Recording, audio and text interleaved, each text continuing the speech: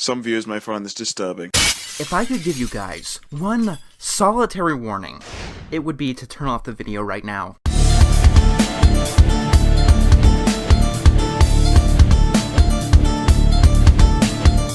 I don't often say this anymore, and yeah, I know it's kind of cliche, but we're talking about a special kind of show that I haven't dealt with for some time. I mean, look at the title. Does the name Fleabag Monkeyface sound like it's going to be enjoyable? In any conceivable way. Yes, this is a show that I brought up a few reviews back about, a type of show that I don't like to review, but no, this show is something special. It needs to be seen to be believed. But trust me, you don't want to believe in this show. One of the only reasons that I'm even giving this show a look, because I need to check in on all the other candidates for my future top 10 worst animated series, the 2010s list. Yeah, believe it or not, a show like this came out in the 2010s, 2011 specifically. Fleabag Monkeyface is a show that aired on the British CITV network. Apparently, it was also based on a popular children's book series, and every one of those things sounded kind of foreboding of the show's quality. Like, I'm definitely not one to say that an idea is doomed to fail, obviously, but I can say that the stars were pretty much in alignment against Fleabag Monkeyface being any kind of quality. When it comes to children's cartoons, based on a children's book series tends to read off as a cash-in. And no, I'm not just talking about Wayside, there are also cartoons like the Never-Ending Story cartoon, which I will get to. And let's just say that I haven't had the best experience with British cartoons, and Fleabag Monkeyface aired in 2011. That might be the most foreboding thing about this show. Not that coming out in 2011 is a bad thing in itself, but Fleabag Monkeyface is a gross-out kids cartoon that aired in 2011. Seriously, you're doing the Mega Babies bits when we had shows like Regular Show, Adventure Time, Friendship is Magic, Dan Versus. To say the least, this show appeared to be a bit of an anachronism. Actually, I think that's an understatement. This show not only waited for a trend to get popular, not only waited for a trend to get exceedingly bad, not only waited for everyone to get sick of the trend, but waited another decade before it finally decided to hop on the bandwagon.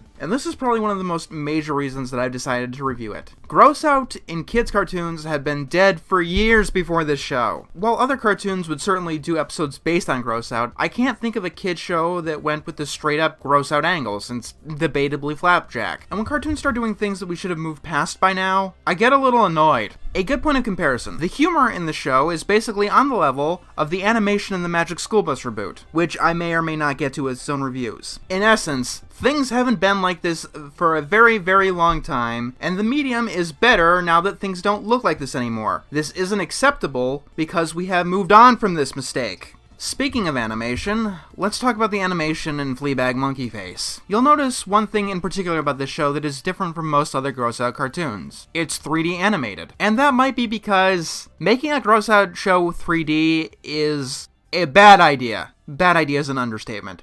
Making the show 3D killed any chance it had to be any sort of good. Because here's the truly funny thing here. Like, the only funny thing about Fleabag Monkeyface. It's not very good at gross out. The things they try to make disgusting and gross do not look disgusting and gross, because it's in 3D. The snot and the slime you see in the show doesn't gross me out for the same reason that the slime in Super Mario Sunshine doesn't gross me out. It's too distant from any sort of reality. Gross out needs a specific kind of stylization to be effective, and on a television budget, it's really hard to stylize a 3D show. Like, the reason that Mega Babies and Adult Party Cartoon and King Star King gross me out so much is because they were drawn in such a way that emphasized the disgust in every single frame. They went out of their way to make you feel the emotion that they wanted you to feel. And that's just not something you can achieve in 3D animation, without a cinema budget. Something that this show clearly doesn't have.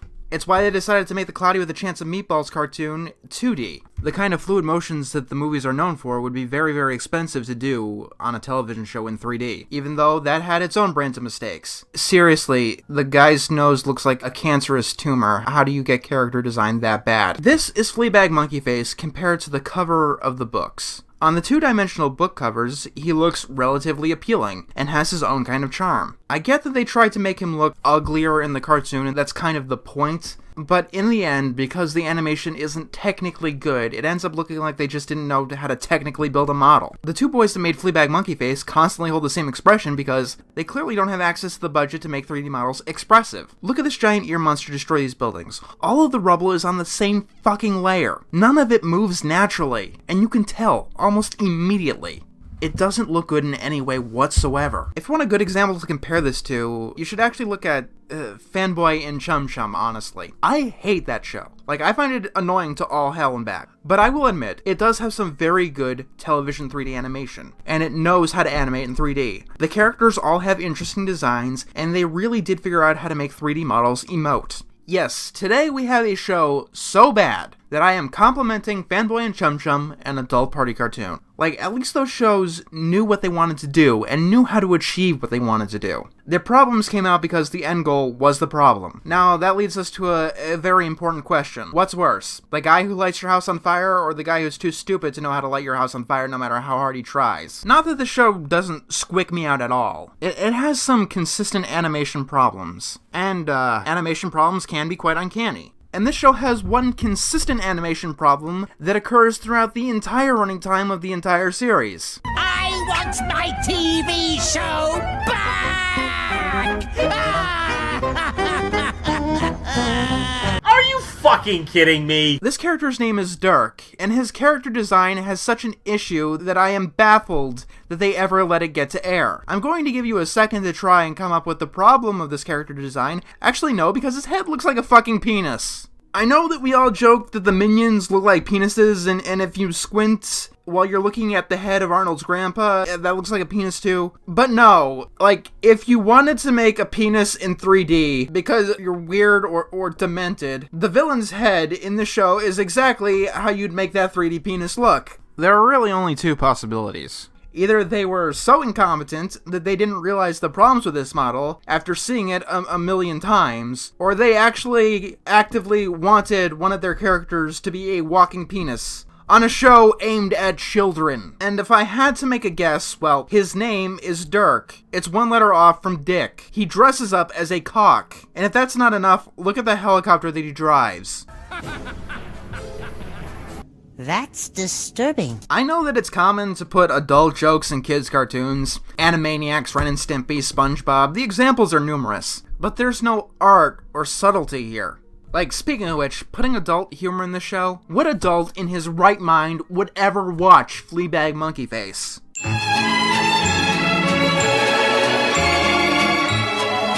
I decided to review Fleabag Monkeyface. I am clearly not in my right mind right now. Now, when picking a specific episode to review from this show, I have many options. And while Return of the Dung Zombies, where they battle zombies made of camel shit, is very tempting, as does an episode called War of the Noses, I think that I have to go with the first episode of this show, When Earwax Attacks, to give you the proper Fleabag Monkeyface introduction. After the intro, which gives us all the belching snot and strange yellow substances that you can want,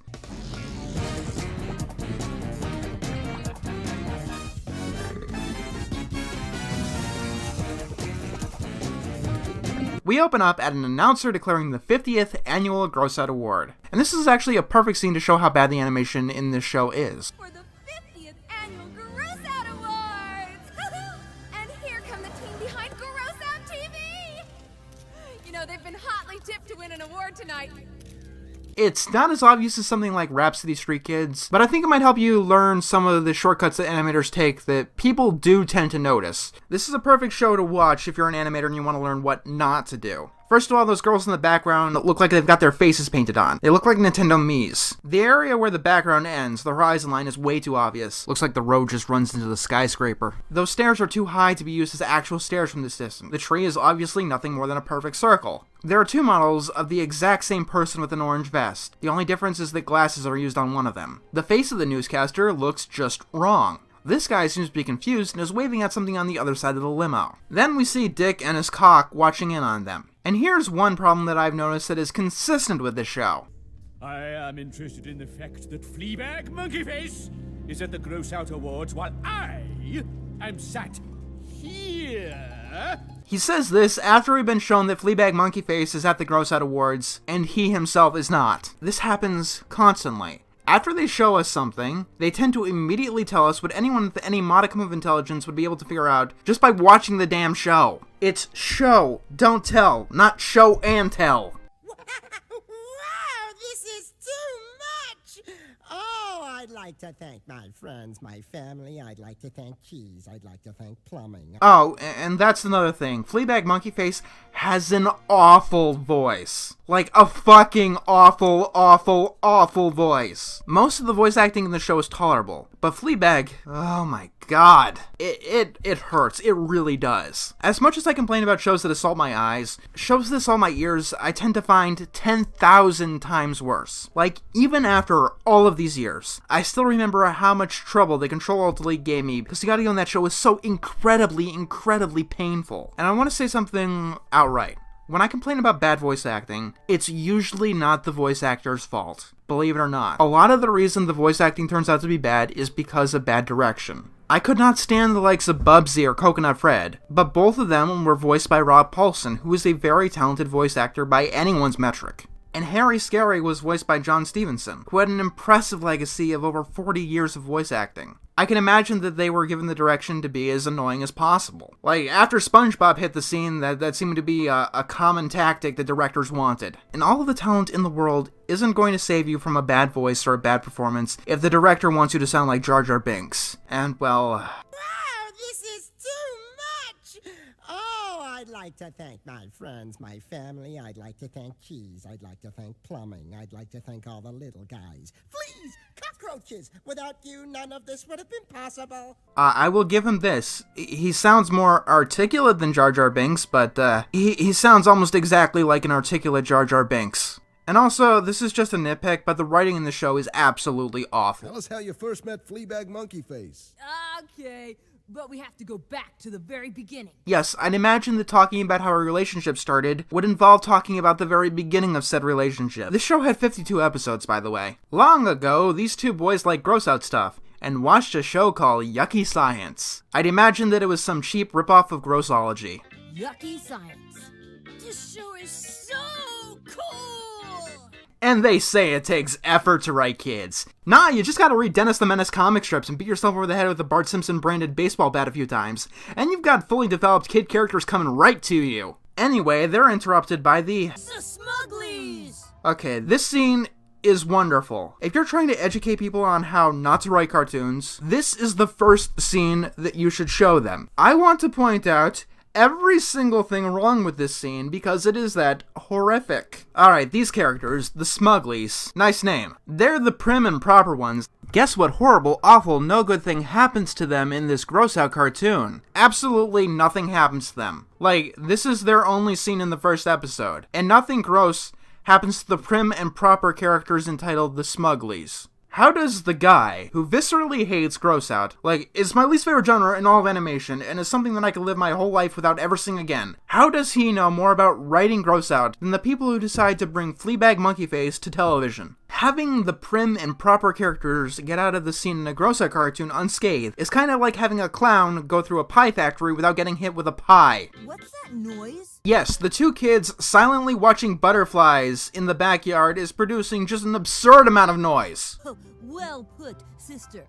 Yes, boy with red hair. Good to point out to the audience that the girl who looks almost exactly like you is in fact your sister. They never would have been able to guess. The Smugglies are the annoying twins who live next door. You see, it was absolutely important for them to state what we just saw, because if they didn't, we probably wouldn't be able to follow along in the story. It's standard reaction when you bring up characters in a flashback that have literally nothing to do with said flashback. Like, I think that this bears repeating because this is probably the most significant problem with this scene. They're talking about when they first met Fleabag Monkeyface. They bring up some anecdote about these twins that have literally nothing to do with the rest of the story and are never mentioned again throughout the rest of the episode. They have word choices that suggest that these kids are going to try to stop Fleabag Monkeyface. But no, these two kids never appear again in the episode. And the kids talking at an award show choose to talk about these twins. I mean, there's this line. They're into fluffy, nice stuff, and they always get in the way. Yes, their butterfly watching in your backyard was doing so much to prevent you from watching your favorite television show. Thoughts! Use them! They can be quite helpful sometimes. This show is fantastic! No wonder it's so big! You know, I just realized that this kid never told me that he was, in fact, a human being. So I am going to assume that he is not. I know that that's usually obvious that our main characters are a human, and that usually goes without saying, but this kid has been pretty dedicated to letting nothing go without saying. And so, I have to assume that anything he's not talking about just isn't a fact. I bet that's like the twist of the episode, isn't it? So, after this anecdote about the twins that has nothing to do with anything, the show gives out a competition. You, the viewers, need to make the most disgusting gloop ever and send it to us. Shit in a jar, mail it to you. Got it. Actually, what they try to do is not far off. They throw a bunch of things into a toilet bowl, lightning strikes it, and then Fleabag Monkeyface is born. Dick here talks about how his TV show is tanking because the 90s ended or something, and then he decides to turn evil. That was when I hatched the plan. The plan to go evil. That's when we got the outfits.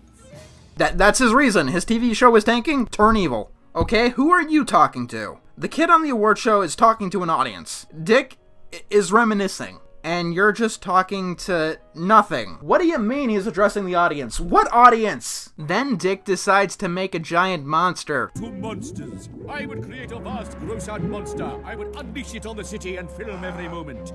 But the gloops weren't gross enough, and the monsters were pathetic. I didn't skip anything. That's the next step in Dick's logic. His TV show is tanking, so become evil and make a giant monster. Yes, thank you. What a convenience. A show that has its own recap, so when the audience finally wakes up from their coma, they know what's going on. But seriously, can you run this plan by me again? Your show's ratings are tanking because you're running out of topics. So you decide to become evil and make giant monsters. I don't see your logic. That's what I'm saying. Also, they transition back to the flashback in the worst way possible. And by that, I mean they don't transition at all. We're following the same two characters in the same location wearing the same outfits, talking in the past tense, and then out of nowhere they see Fleabag Monkeyface for the first time on their spy screen. That is just some awful, awful editing, or the absence of editing anyway. So what happens next? I don't even know. Dick ends up knocking out Fleabag Monkeyface in order to steal his earwax, in order to make a giant monster, in order to keep his show from tanking, because he was running out of topics on said TV show. But in the end, it was all a plan by an evil banana to send two monkeys out into a desert to starve to death.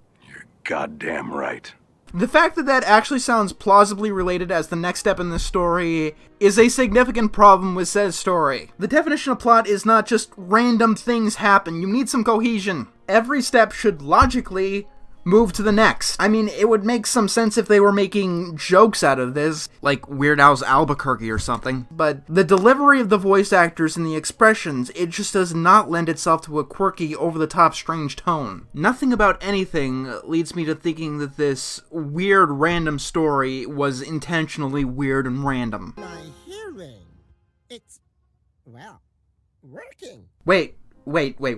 You never established that you had a hearing problem. And believe it or not, this sounds small, but it really does piss me off. And it's really the biggest clue to the incompetence of the writing in this episode. You spend time talking about two characters that weren't in the rest of the episode, instead of establishing that Fleabag Monkeyface had a hard time hearing. Something that would have had a clear payoff. Like, this is the barest basics of storytelling that is just not being achieved here. It's like the square block does not fit into the triangle hole. That is the level that we are on with this show. So the ear monster destroys the town, but That was when we discovered that Fleabag had gross out powers. okay, kid, shut up. If I wanted to listen to the audiobook of the episode, I'll seek out the audiobook of the episode.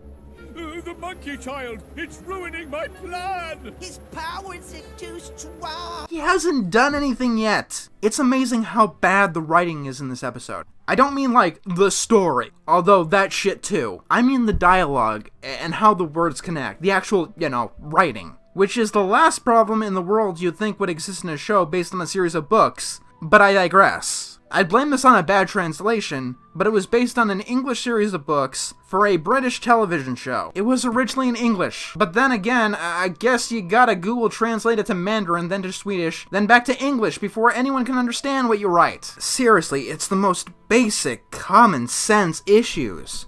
proofreading an 11-minute episode to have the barest bit of semblance is not that hard. And I know what you're thinking. Why am I getting so bent out of shape? How good could you expect something entitled Fleabag Monkeyface to be? I don't know. How good could I expect something called The Lego Movie to be? In this era, that shouldn't be a question anymore. Wasn't one of the biggest hits last year the Captain Underpants movie? Stand down, you monster!